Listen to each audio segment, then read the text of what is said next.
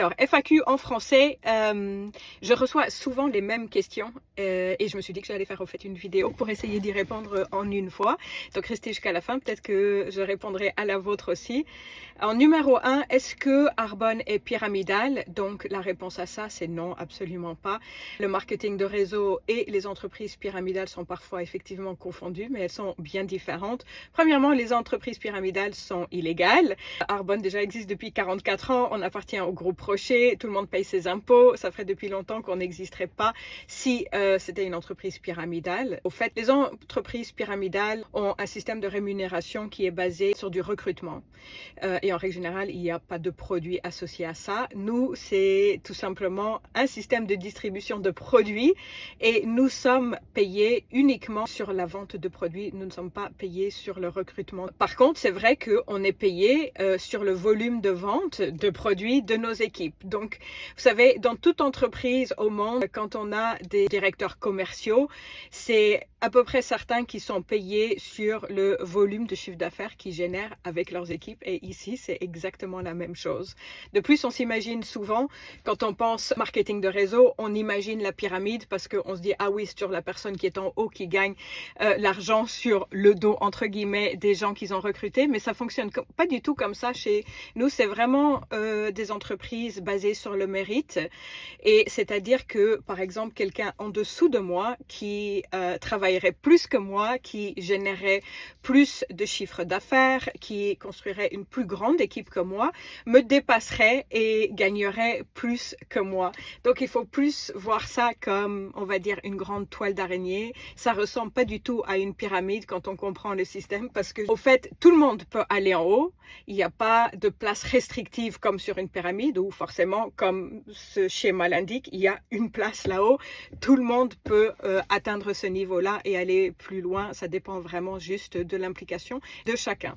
La deuxième question la plus courante que je reçois, c'est est-ce qu'il y a réellement moyen de gagner de l'argent? Et la réalité, c'est que oui, on peut dire qu'il y a une incertitude financière dans ce qu'on fait, mais elle est synonyme aussi de liberté et elle est aussi associée au potentiel illimité de ce qu'on peut créer. Donc, c'est comme le revers de la médaille. Ceci étant dit, tout le monde a la possibilité d'aller chercher des revenus. Tout le monde a la possibilité d'avoir une entreprise qui va connaître une croissance à travers le temps, comme n'importe quelle entreprise dans le monde. C'est ça, l'entrepreneuriat. Et c'est ça qui est différent, effectivement, d'être employé. Et quand on me demande est-ce que c'est seulement les gens en haut qui font de l'échelle ou je sais pas quoi, qui gagnent de l'argent, tout dépend déjà par ce qu'on entend par gagner de l'argent. C'est vrai qu'il y a des personnes dans notre entreprise et dans ce milieu qui gagnent 7 chiffres par an, plus, qui gagnent des sommes absolument colossales. Mais même si on gagne 500 ou 1000 dollars de plus en complément de ce qu'on gagne déjà, pour beaucoup de personnes, ça change déjà beaucoup dans leur quotidien. On n'arrive pas tous avec les mêmes objectifs. Et ce qu'il y a de passionnant dans tout ça, c'est que les possibilités sont offertes à tout le monde de façon complètement égale. Il n'y a personne qui a de passe-droit en démarrant cette entreprise-là. On est obligés tous de démarrer en bas de l'échelle et de développer nos entreprises comme n'importe quelle entreprise dans le monde. Troisième question, c'est est-ce que ça demande un investissement financier? Et la réponse à ça, c'est que l'investissement pour démarrer ce type d'entreprise est ridicule par rapport à ce que ça coûterait de démarrer une autre entreprise, une entreprise traditionnelle.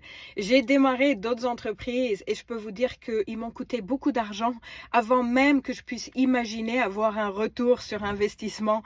Déjà, il faut trouver l'idée, il faut peut-être avoir un produit, il faut trouver un moyen de mettre les produits en marché, il faut trouver des clients, il faut investir dans la paperasse de la société, il faut avoir peut-être des fournitures. Il y a tellement de choses qu'on doit financer quand on démarre une entreprise traditionnelle. Tandis que chez Arbonne, tout ça est pris en charge pour nous. En temps normal, ça coûte 99 dollars pour démarrer une entreprise et avoir dans la minute notre site web en ligne.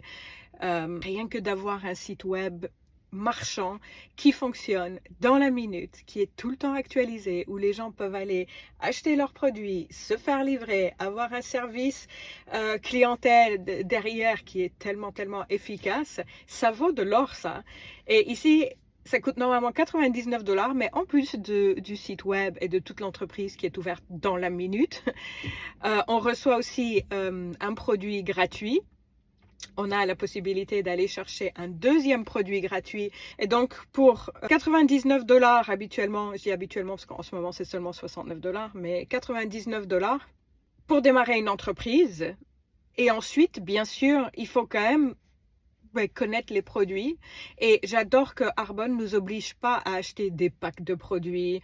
Il y a beaucoup d'entreprises qui font ça. Arbonne nous laisse libre de dire vous pouvez investir ou pas selon votre ambition, selon ce que vous avez envie, selon vos moyens aussi. Et moi, je conseille toujours aux nouveaux de tout simplement remplacer les achats qu'ils ont déjà, mais ailleurs. Je pense que tout le monde achète déjà du shampoing, du dentifrice, du gel douche, des crèmes pour le corps, pour le visage, peut-être des compléments alimentaires. Je veux dire, c'est pas complètement fou de se dire je vais acheter des produits moins chers parce que, enfin, avec le plus gros rabais possible parce que je vais les acheter en tant que conseiller indépendant. Du coup, c'est un achat que j'aurais pas fait ailleurs, hein, je l'ai juste redirigé. En plus, ces produits-là deviennent déductibles d'impôts et en plus, ils me permettent de générer un revenu quand je les partage. Donc, l'investissement, c'est vous qui décidez, c'est par rapport au nombre de produits que vous allez vouloir essayer. Vous faire du bien avec en premier, on représente une marque et des produits exceptionnels.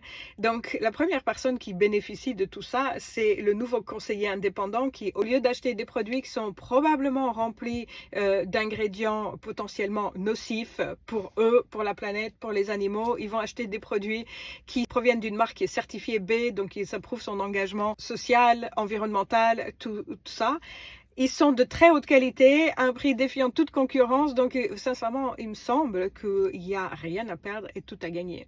Voilà, j'espère que cela vous aura éclairé un petit peu, peut-être répondu à des questions, hésitations que vous avez. Si jamais vous en avez d'autres, notez-les dans les commentaires et puis j'y répondrai dans une autre vidéo plus tard.